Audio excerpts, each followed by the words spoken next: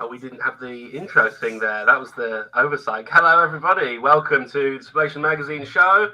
Won't be as you can see, no Douglas Lane, no Ashley Frawley. So you're here with myself, Alfie Bown. I never say my surname. That's like the first time I've said my surname in a long time. And none other than Deep State Cuba. Thanks for joining us, Cuba. How are you? I'm all right. How are you doing?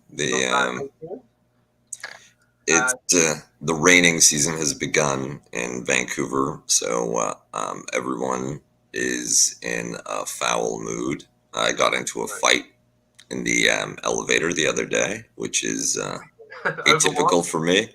But I can't imagine that. Over what? So as I was getting into my building, there was a large man with a large dog that was blocking the door. I waited for him to maneuver the animal, which didn't seem particularly bright, into the building. And then I followed him, and he stopped me, and he's like, "Oh, well, I didn't see you fob in, so you mind tapping on the machine?" I'm holding my keys with the fob in my hand, and technically he's right, but he's also practically an asshole. So no, I agree with you. I'm with you on that. Don't be bad. It's not his job. He's not the self-appointed building policeman. Precisely. It's a very narc move, and but whatever. I tapped the machine, and and as we're walking in, he starts justifying himself, and I'm like, "Look, whatever, it's done. What? I don't really care. It's fine, whatever." And he calls me a piece of shit on the way to the elevator. Piece of shit. Yeah, exactly. Sudden escalation from passive aggression to cursing out a stranger. And after he's done with his tirade, he's like, "And fine. I hope you have a great night, asshole." And I tell him, "We're riding the elevator up together, right? I'm not going anywhere. I'm not just gonna miss my ride." Well, it's good. A little bit of lift elevator raid once in a blue moon is good, healthy, good to have. A bit of social conflict. It's important people can still do it. Anyway, let's get on with the show. And, it's actually great. Of course, Doug and Ashley will be back next week, so don't worry, you won't have to look at us forever. But we're in this week. Ashley, in fact, is in the chat today, and patrons will get some time with Ashley after the show in the Parrot Room as well. And it's actually brilliant to have Kuba, much more of a Ukraine expert than I. Which is zero. We've got a fantastic guest as well. We're going to sort of be with Agon Hamza today, who's a theorist, a writer, and indeed involved in politics directly as well in Kosovo. Someone I've been a reader of for many years, and a great kind of Marxist theorist, really. And he's written a fantastic piece in Sublation Magazine, which you can see. The link will be in the description as well, about Ukraine and about the question of Ukraine and the left.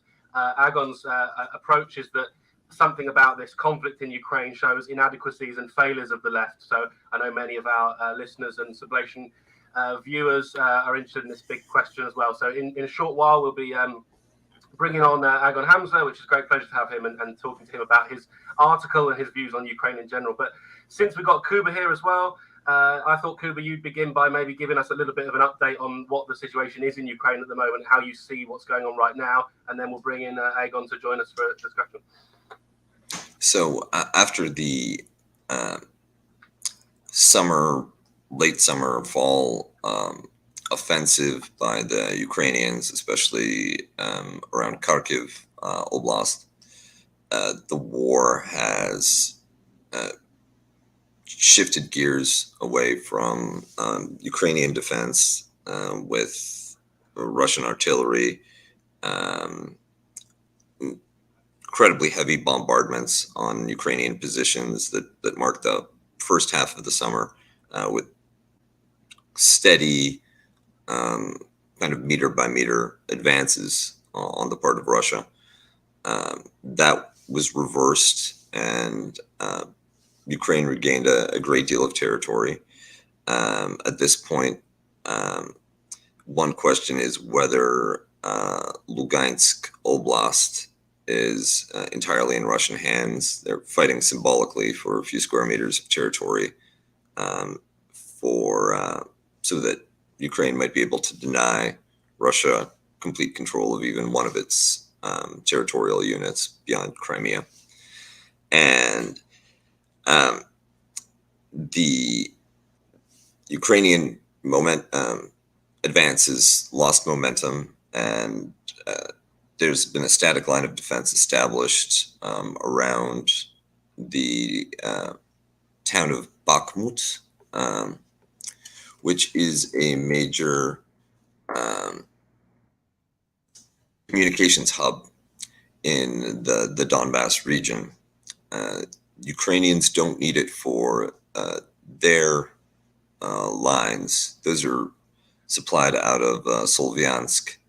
But if they took it, then Russian, especially rail communications, would be disrupted, and it would be much more difficult for them to provision the front.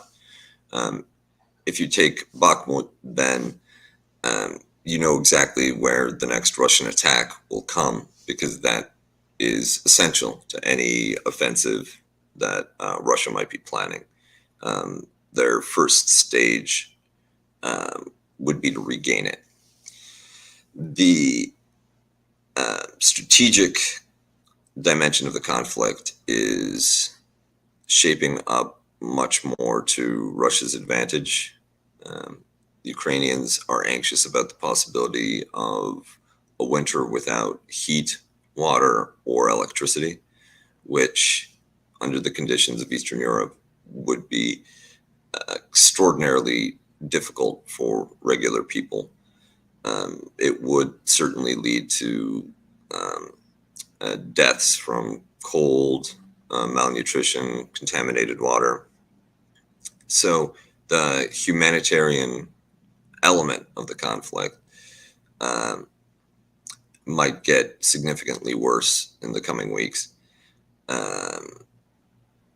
The strategic bombardment of key infrastructure was avoided in the early stages of the war, as Russia expected to be administering territory relatively quickly and didn't want to degrade infrastructure that its own occupational efforts would rely on. But now, as Ukrainian resistance stiffened, and that looks like a more remote eventuality, you crack those networks and prevent energy and water from moving around Ukraine, in order to place a heavier logistical burden on the military and a heavier political price on the Ukrainian government, as they would need in order to maintain their defense forces at the highest state of readiness and capability. They'll need to take those resources away from civilians, who will suffer as a result. In some ways, this is a strategy that we've seen before, with the kind of own goal of sanctions-driven inflation in Western Europe and the EU.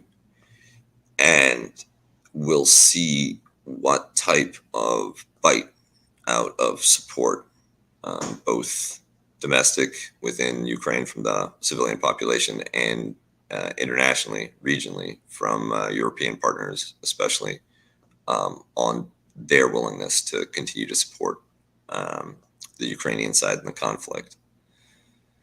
That's essentially where we are. And the Russian partial mobilization has secured an additional approximately 300,000 troops for Russia. We'll see how effective they are and how they end up being deployed. I'd anticipate in later in the winter or in early 2023, Russian counteroffensive meant to undo the gains that Ukraine has realized and regain the initiative ahead of any possible peace negotiations. Mhm. Yeah. Okay. Well, I mean, that's really great. I mean, he was extremely knowledgeable about this. I mean, let's like zoom out and bring Agon in and talk about his article and the question of Ukraine and the left in general, and then maybe later on we can also talk a little bit together about what is likely to happen over this winter and stuff, because that's extremely important, of course.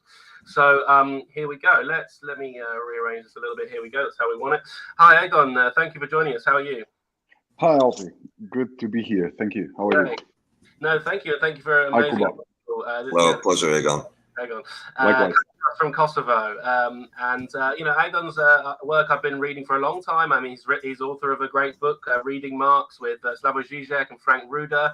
But I think I first read your stuff on Pasolini. Did I maybe interview you quite some years back, actually, for Hong Kong Review Books. Yeah, that was when I was quite many years ago, probably like 10 years ago. So something like that. Yeah. So I've been like really interested in Agon's work for ages, but you know, recently he's just written this article in Sublation magazine. You know, so it's right there on the homepage. Check it out about the situation in Ukraine, and the article's called "In Ukraine, Peace is Not Enough." And really, I think, can we start, Agon, with this kind of question about the left and Ukraine, because one of the things you do in this article is, you know, we've heard, of course, the arguments about Putin and about Russia, about the right and about fascism and so on. But in your article, you're doing something quite different in that. You're saying that some of what we're seeing with the Ukraine war is a symptom of a failure or problem with the current state of the left in Europe and internationally today. Would that be a fair summary? Up to a point, yes. But I think I wrote that piece as a sort of a debate with the left, with the majority of the left, especially the European left, and its response to the Russian invasion of the Ukraine. I mean, it's highly ambivalent to be very generous. The response of the left was highly ambivalent, if I am to be polite in my wording. Mm-hmm. Right. Okay. So, I mean, what do you think this is caused by? I mean, you talk in the article about how the left has become middle class and how you know this. When you're saying it's ambivalent, but do you think the left has failed to adequately respond to what's going on? Would that be fair? Just take us through your sort of feeling about it. Yes, I believe the left failed to properly respond to the Russian invasion of Ukraine for all sorts of reasons. First, because the left today, actually for quite many years now, is in a reactive position. It doesn't have a positive vision for what does it want, to put it in somehow quasi-Freudian manner.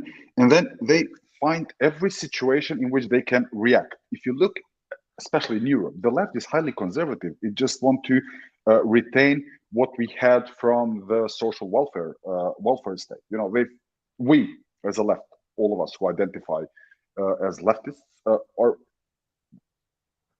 embarrassingly failing in articulating what do we want. You know, even no matter, I'm not asking for a detailed program, but just as a sort of an idea, a vision. I claim that a part of the left became middle class, which was, I mean, to put it in dramatic terms, historical necessity as a result of Western expansion of its bourgeoisie and so on and so on. But I think that if you look closely, the left is middle class in the sense of its desires and its programs. You know, the left is the left without an utopia. How should I put it? You know, like without a plan for a change.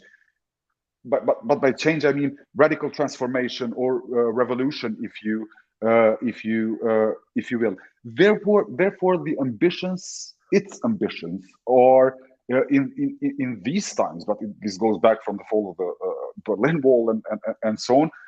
Are to advance, so to speak, the people into the into the middle class, or to help them preserve its current status. Like it's all about being more open to different sort of identitarian diversifications and so on and so on. So I think this is a huge service to capitalism and a huge cause for disappointments of all sorts of popular strata and masses, which most certainly don't find this appealing. I mean, we can go from Trump all the way down to Meloni, who was inaugurated just a couple of weeks ago, if I'm not mistaken. So I think.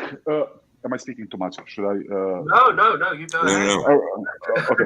So I think that it is very interesting to analyze. I belong to this line of thought of Zizek and Badiou, who identify with the so-called idea of communism. This thesis or hypothesis or whatever you want to call it. But currently, I think it boils down to, how should I put it, three determinations. First, I think it is the way this sort of communist hypothesis is constructed, perceived, consciously or not. That's besides the point. I think there is a free association at the level of culture. This makes them psychoanalysts. Even if you don't find that certain association anywhere, you will read non-associations in Freudian manner as contingent responses to that impossibility, to the impossibility of the situation. The second thing is what really bothers me a lot is the free association at the level of the state. If you are in this position, you're nothing more than a Democrat. You will engage in the critique of all sorts of representations, rights, and so on, which are based on the fact that all social representations are contingent and you name it. And the third, which I think is the most important, is the free association at the level of economy. This is what makes you a communist. This is something that we have never seen. Maybe we will never experience it or live it, but only in this perspective you can be said to be in agreement with the idea of communism. But this is, to put it very in a very condensed way, what my problem with the left in Europe, perhaps in the States as well, is. And this is what I mean by the middle class. Yeah. The left became middle class. So I just wanted to pick up a couple of things. You're making some interesting but also confounding points. For instance, when you talk about how the left doesn't know what it wants, I think you're onto something. There's no future-oriented program that the left is articulating, no utopia, but even within the limitations of the current socio-political structures, no transformative plan. Very similar to the 90s, you have center-right and center-left arguing over 3%, 4% increases to renewable energy budgets, or negotiating down the cuts to social welfare programs and redistributionist programs. I'm sorry, can you repeat the law? I couldn't hear you. Certainly. You don't have a future-oriented program in the left, even under the limitations of the current geopolitical realities. There isn't an aggressive alternative within reformed capitalism. Some people talk about the Green New Deal in the United States, for instance, but only at the furthest left margins of the Democratic Party is there anything like a blueprint for a New Deal level of intervention or transformation. in American economy and society. In Europe, like you said, it's largely a delaying action. How do we reduce the cuts to the social welfare spending? How do we increase by 1 or 2% spending and investment in things like green energy? So yeah, there's no grand vision for what the left wants. What should the left want? Because as you point out, the idea of communism is this utopian forward agenda.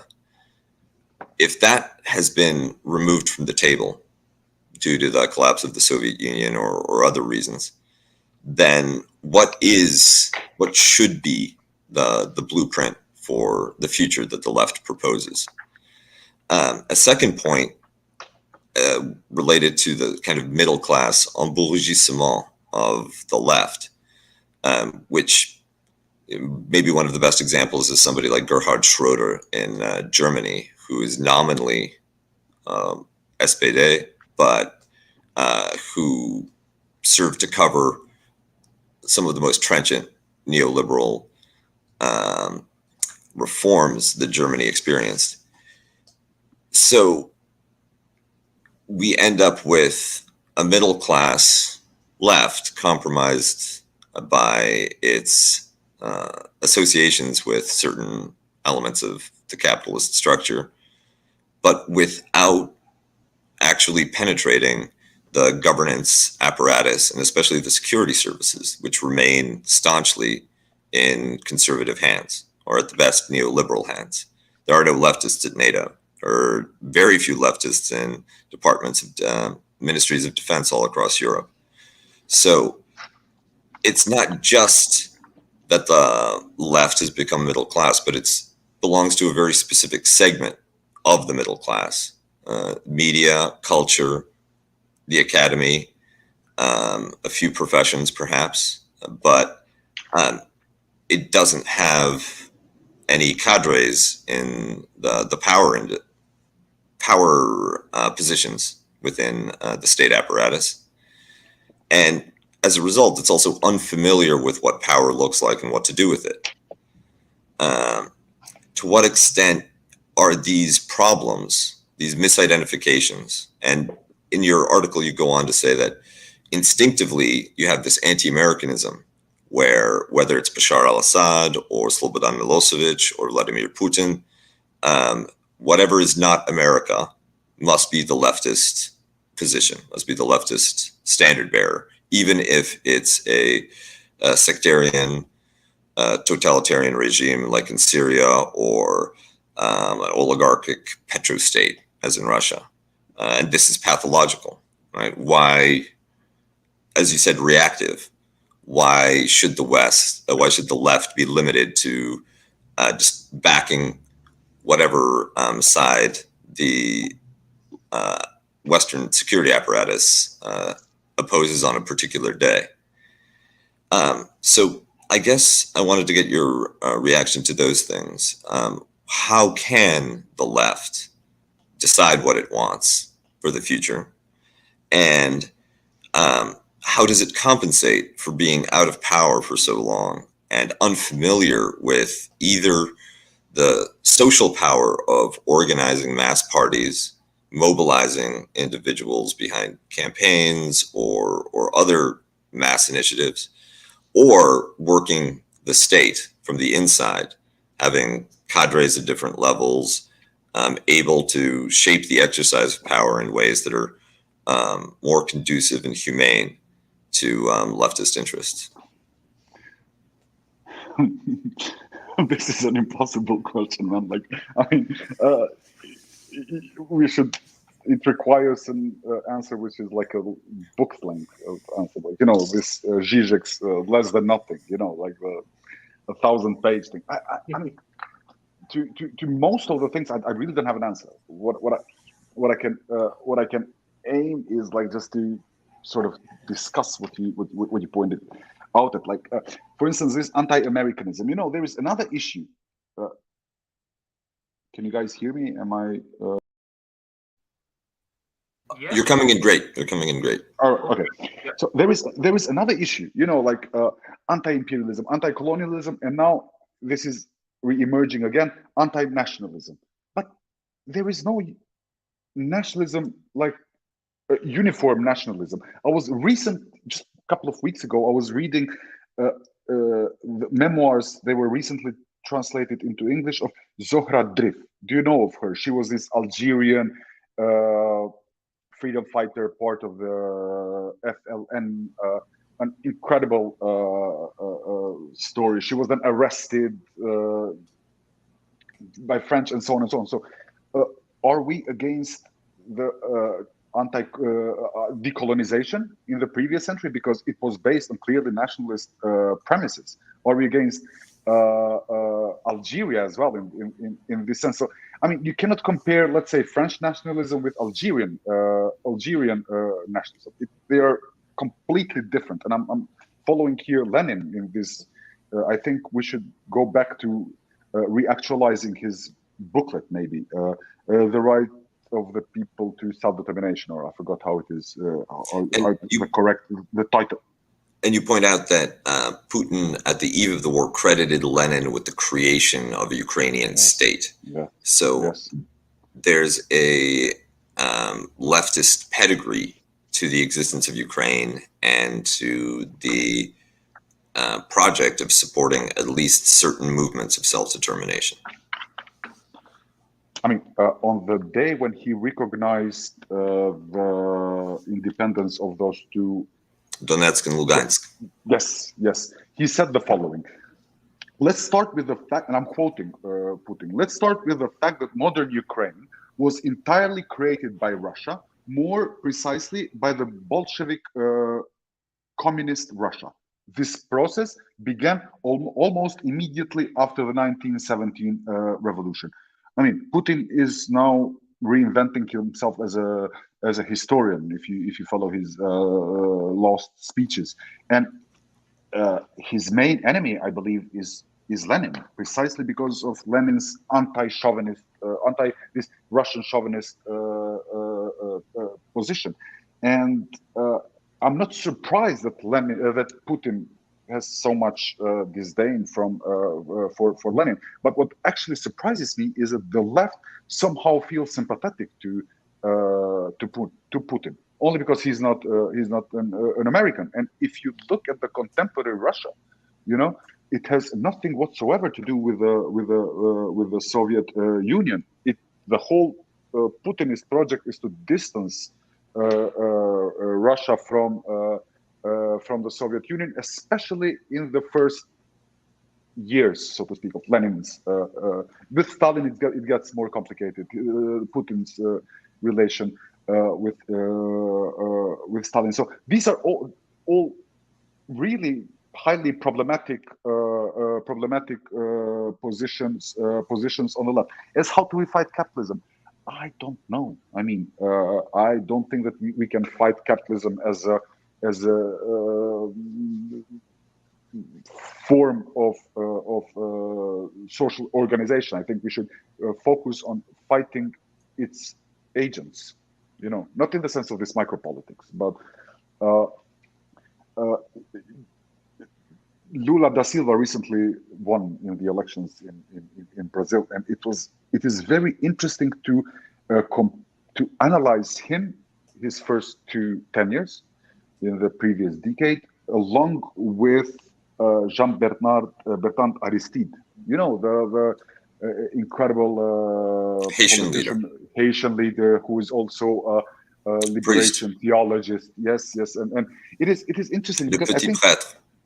Yes, I think it is very interesting to take these two politicians and analyze them through two forms of politics. You know, it's politics with a capital P, you know, like in the realm of ideas and so on, and politics with small p, you know, all this dirty work that you do when you are in the government. Lula stands for one of the most exemplary cases of mixing the two. He did really some incredible things while he was in president of Bolsa Familia.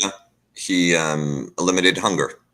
Yes, and I was going with renta basica, you know, the universal basic rent. it is an incredible achievement, but his problem was that he didn't refer to it as a step in a larger project, but in the building socialism for the 21st century in Latin America. But for him, that was the accomplishment, so to speak. Whereas Aristide is, in a sense, well, more or less, a successful story, because he kept through references to Christianity and liberation theology, the references of the big politics, and engaged with corruption in all sorts of ways while working tirelessly for the people. No matter how pathetic this sounds, but that was really the case in Haiti. That's why he was deposed 2-3 times So I think maybe we need something like this, fighting agents, but aiming for the. We should not mix the. We should not create. No, like a step ahead, forward as an accomplishment. This is why we should keep this. Don't rest halfway up the ladder. No. It's like, to quote Chairman Mao, it's like long march. I'll be crucified for quoting Mao, but no, not here.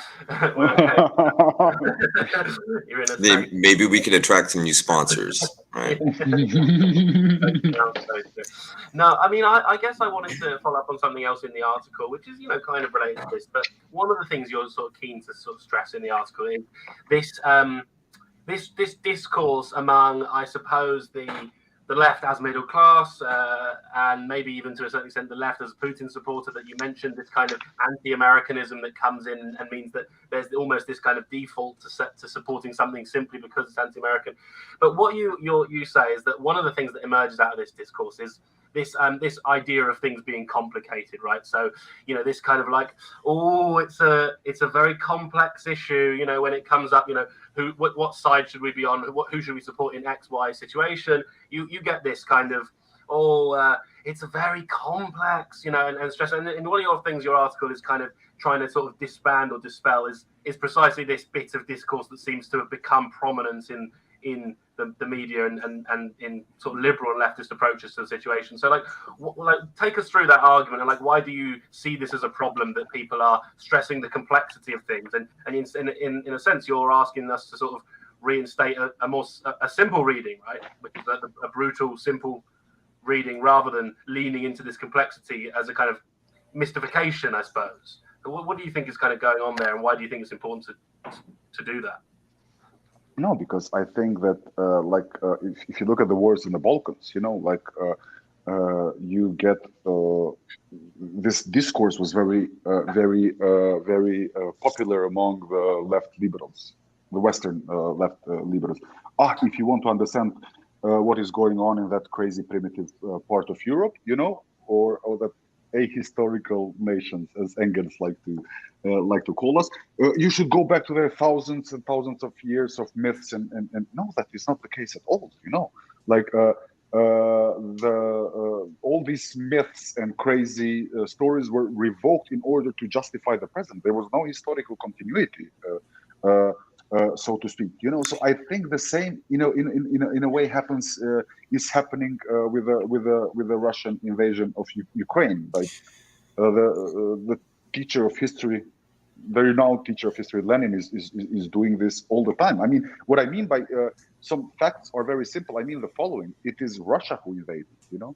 It's yeah. No, please. I was speaking too much anyway, so I'm sorry. So, just a couple of things. One, I disagree with you slightly on the idea of complexity. I do agree that the complexity narrative is something that gets constructed as a justification for different policy preferences, programs launched by leadership figures and political entrepreneurs. I think that rather than it being falsified, you have multiple streams, multiple possible narratives out of all of the events of history. So you could have a Titoist, federal, transnational model, a multinational Yugoslavia model that also has deep roots that you could trace back to the 11th century. You could go back to the Roman Empire if you wanted. And you also have chauvinist, nationalist narratives that you could cobble together with soccer clubs taking the place of, Serbian, ancient Slavic sub-tribes. And the question is why, who is producing these narratives? What are they for? What are they justifying? What are they concealing? What are they trying to reveal? Rather than one being false and one being true.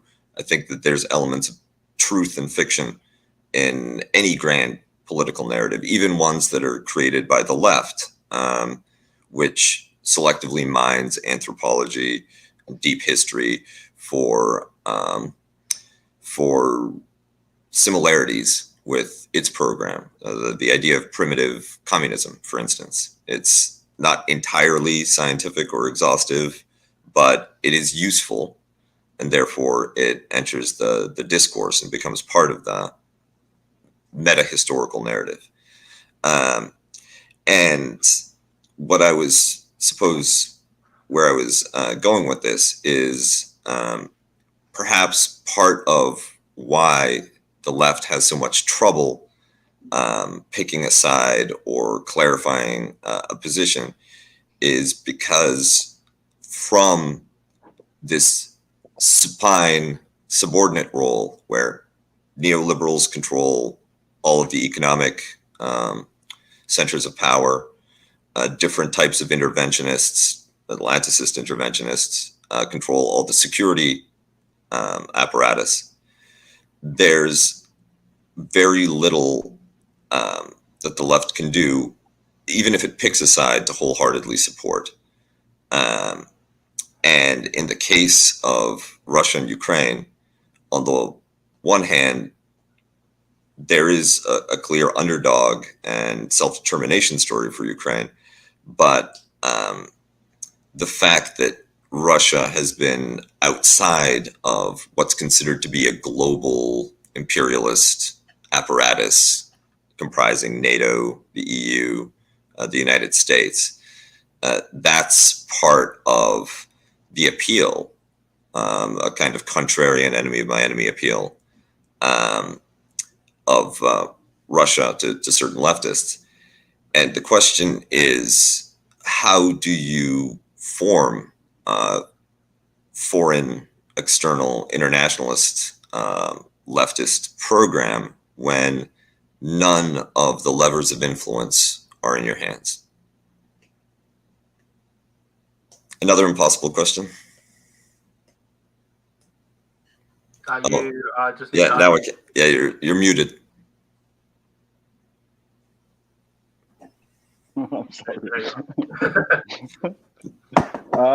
No, I think that this internationalism and solidarity are essential elements of constitutive elements of the left. But you need, I am more and more against internationalism at the level of political opinions. I think I am more and more interested, and if I may be a little bit arrogant in my phrasing, like I care for material, logistical, and effective, let's call them transcultural or other forms of exchange. I mean, real solidarity is costly. Like it takes real work, not opinions. It is measured by time spent, kilometers traveled, all sorts of resources that are used and displaced, and so on, and not so much, or not only necessarily, in people being for or against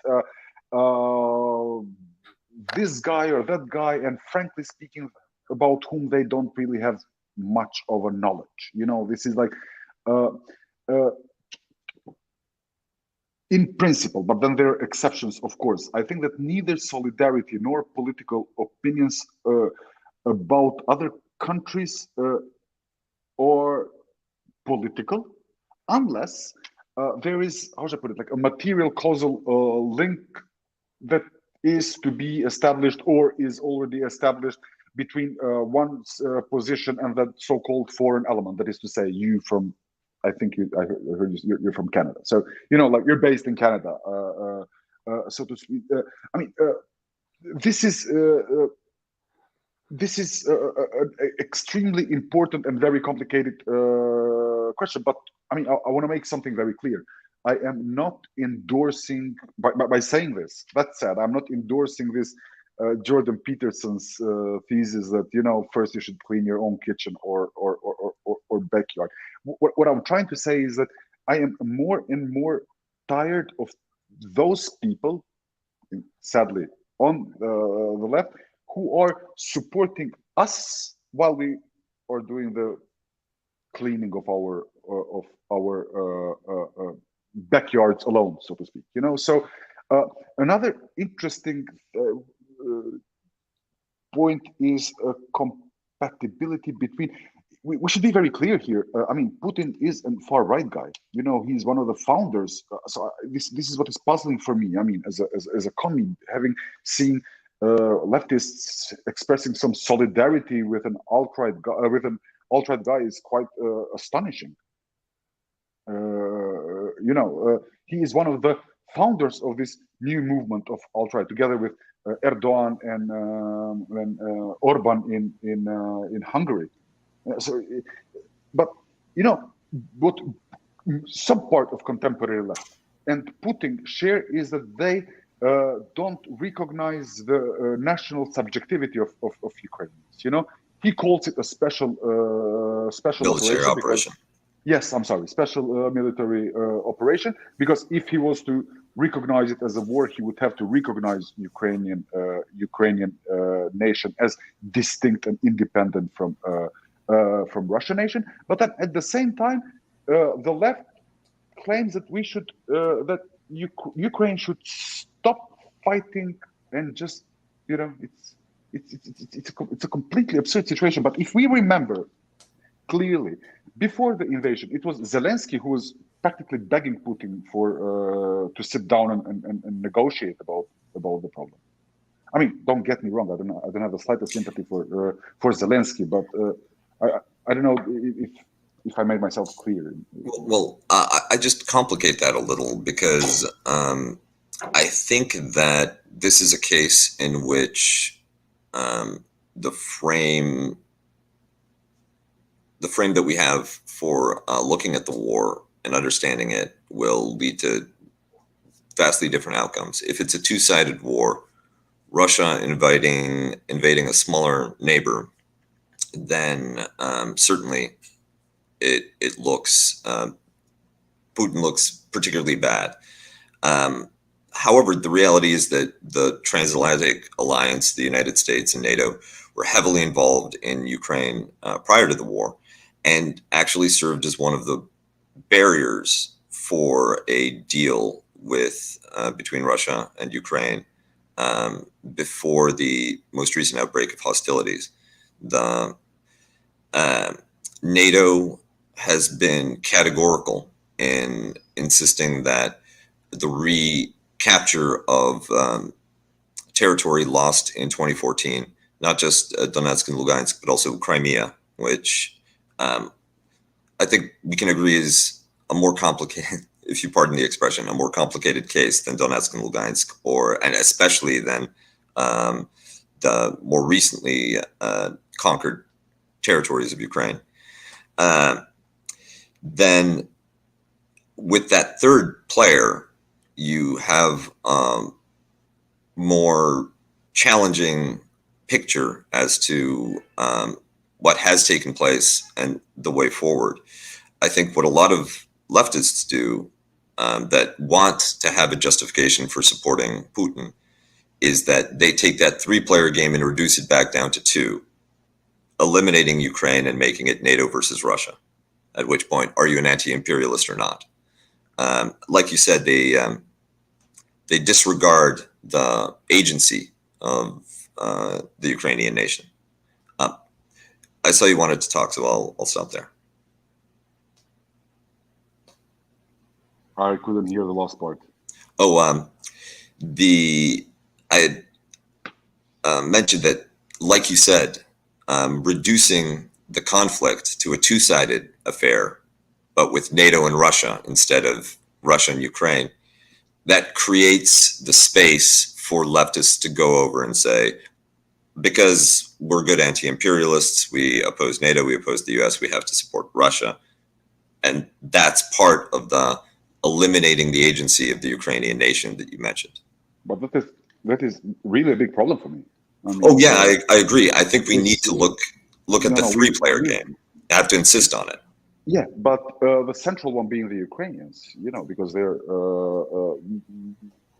we are attacking them on all. Listen, my thing, my issue is I would say the following. It would be much easier for all of us to deal with Ukraine and all these problems, from Azov regiment all the way to whatever you wanna call them, were there not to be an invasion. This complicates the invasion, the attempt to deprive a certain nation from its national identification and so on is highly complicated. It's highly problematic, and I don't think we should really compromise with this. Yes, we can be brutally critical to Ukraine, but let's follow Lenin. When he endorsed the right for self-determination for Poland and other countries, he didn't make this compromise. Oh, let's see who comes to power there. No, he was like uncompromising. Even if the most chauvinistic bourgeoisie elements take over afterwards. But although sorry, no. As a Pole, I can't let that stand without pointing out that yes, he endorsed self-determination for Finland, Poland, the Baltic states, Ukraine, etc. Also, at the first opportunity, he invaded Poland. Mm-hmm. With Brett's agreement. Yeah, I know all of it, but nonetheless, he was very principled in this. In difference with Stalin, for instance, or Rosa Luxemburg and so on. So what I don't see very much, and I think this is really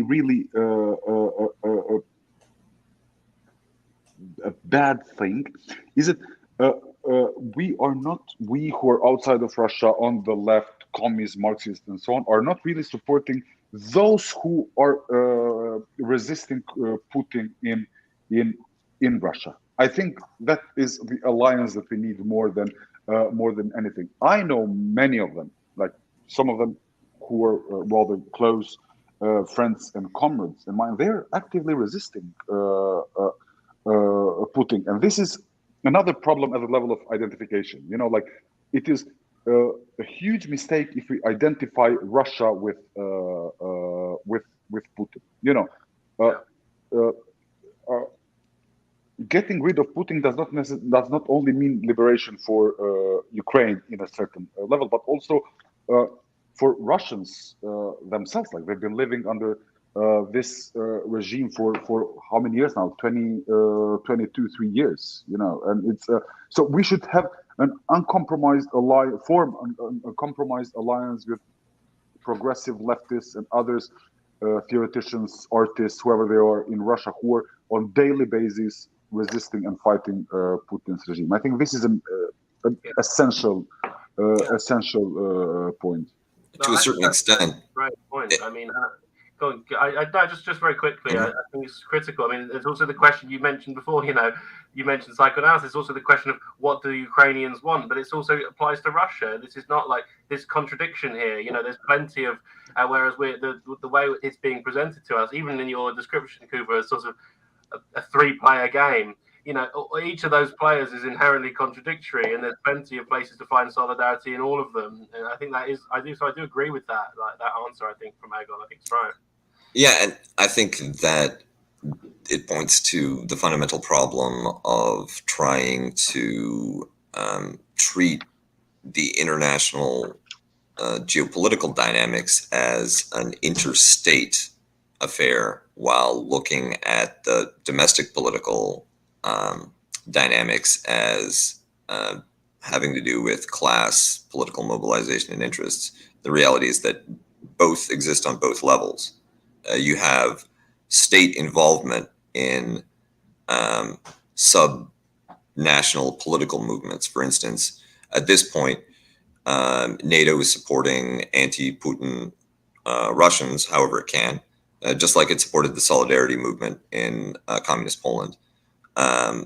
Meanwhile, you have subnational groups, for instance, sub-state actors such as the arms industry in the West or the Ukrainian diaspora that push states to behave in certain ways.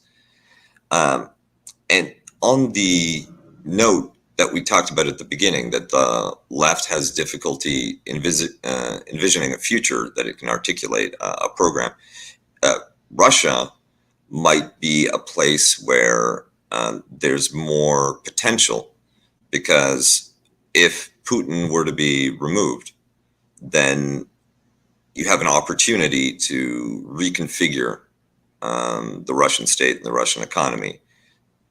The essential element, the essential question is, if Putin were to fall from power, how do you step in to at least influence the post-Putin environment?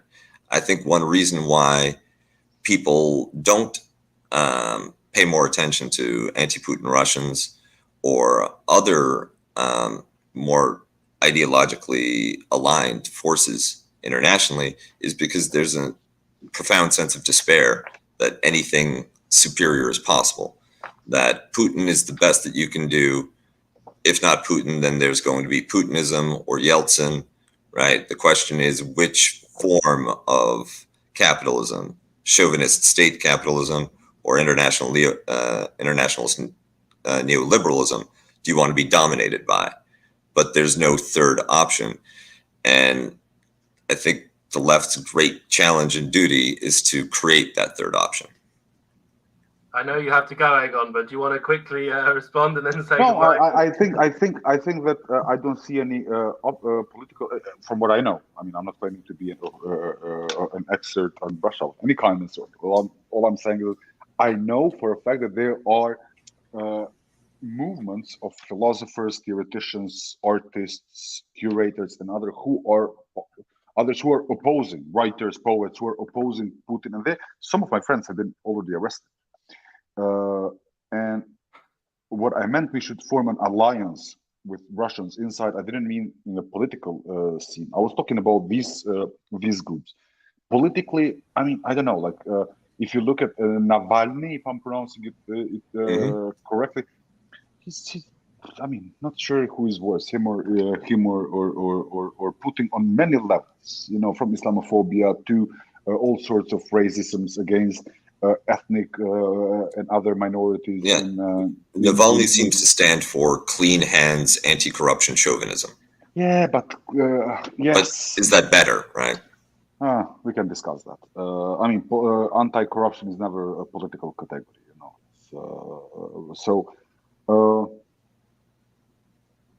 So yeah, I mean, I think what I think could happen is if Putin falls down from the power, the space would open up. Although this is highly speculative, so you know, it's there is no ready-made formula for this or any other situation. So. Well, and that's actually the problem. The last time this happened, the last time you had an opening for imagining the transformation of the politics of Eastern European countries, there was a ready-made plan. It was the Washington Consensus. And no, I was not talking about that level. I meant like in the sense that the forces, political, there is a chance, or there might be a chance inside of Russia for the creation or the birth of a new progressive, secular, that is very important, left in the country. Yeah. No, I think that's right. That's great. Well, listen, Agon, I know you have to go and do other commitments, but it's been great to have you with us and really interesting. Thank you very much for having me. Thank you. It was a great pleasure. Likewise. Great article, and everyone should check it out. And see you soon, Agon, and thanks for joining us. See you soon. Bye. Read the article. Yeah, read the article, everybody. It's on Sublation Magazine. And yeah, no, that was fascinating. I mean, I'm sure we could have gone on for ages, Kuba, or you two could have. I really am quite clueless compared to you guys on the topic, but I thought the back and forth was extremely interesting. What did you think? Any last comments, thoughts? So I think that the article and the conversation really points to what the left needs to do and how fundamental the challenge is. There's no program. There's no large forward, forget utopian, even a reformist vision for what the left could deliver if it were, if it had access to the apparatus of power. Two, there's no organization, no institutions that the left controls that are anywhere near what the right or the neoliberal center has in terms of resources, power. One thing that I observe continually is that there are very few incubators for administrative cadres on the left. We have plenty of professors, but no bureaucrats, which is ironic given the central planning legacy. But those are precisely the kinds of people that we need if we're going to be running a city, a province, a country, a world. Yeah. And then this all leads to this reactive moralism on the part of many people on the left, where, and I think that Agon was absolutely right with this criticism, that you have a politics of opinion. You support this side, you support that side, you're against this, you're against that. You're usually against everything, but every once in a while you find something to root for. But it amounts to posting. And without a vehicle for the mobilization of at least social power so that we could have influence proportionate with our numbers, posting is all you're going to get. And I have my own sketch of a program, but I can't help with organizing any type of larger institutional effort. And it's a bit of a chicken and the egg problem, right? One of the great reasons that the Bolsheviks could succeed is because they had the structure of workers' Soviets to work through. Who's organizing our Soviets, right? Where are those institutions and bodies through which leftist power could operate in the contemporary moment? And to tie it back to the article, I think the middle class, the embourgeoisement of the left in the previous generation actually has led to the proletarianization of the left in this generation, in the sense that you go from tenured professors being your sort of most activist cadres to adjuncts. Yeah. And that's the other side of this middle classness of the left that we were talking about with Agon, but in another sense, you're getting another turn of that screw now that all of the precarious work, increased precarity for the middle class. So you're getting a sort of, not the bourgeoisification of the left, but the necessary leftification of the bourgeois or something like that, or hopefully you are. But in any case, I think we should stop and let the conversation carry on in the parrot room in case. So, I mean, I just want to say thanks to everyone that, I don't know, are you doing the parrot room for Patreon, Scuba, or you've got to go? How long does the parrot room go? Just hop in for as long as you can. I'll hop in for as long as I can. And Ashley and Stefan Bartram-Lee will be with us as well. So patrons, you've received like an invitation to join us for another hour of discussion. And if you aren't a patron but you still want to come, I think it's only like $6 or $8 a month to access the stream, and you get a link through Patreon. So thanks so much for sticking with us. And I loosened the tie. Yeah, Kuba loosens his tie for patrons only, for the OnlyFans. So yeah, Stefan Bircham-Lee, Ashley, Frawley, Kuba will be doing that shortly. And yeah, thanks for sticking with us in the absence of your main host. It's been really fun, really interesting as well. So thanks everyone for listening. Check out the article in Sublation Magazine and see some of you over on the Patreon stream. And just really quick, Thursdays I do a news roundup with Pascal, Jason, and rotating guests at This Is Revolution. Check them out on YouTube. And last week I was on Left Reckoning with Matt, with David Griscom and Matt Letch. Check that out too.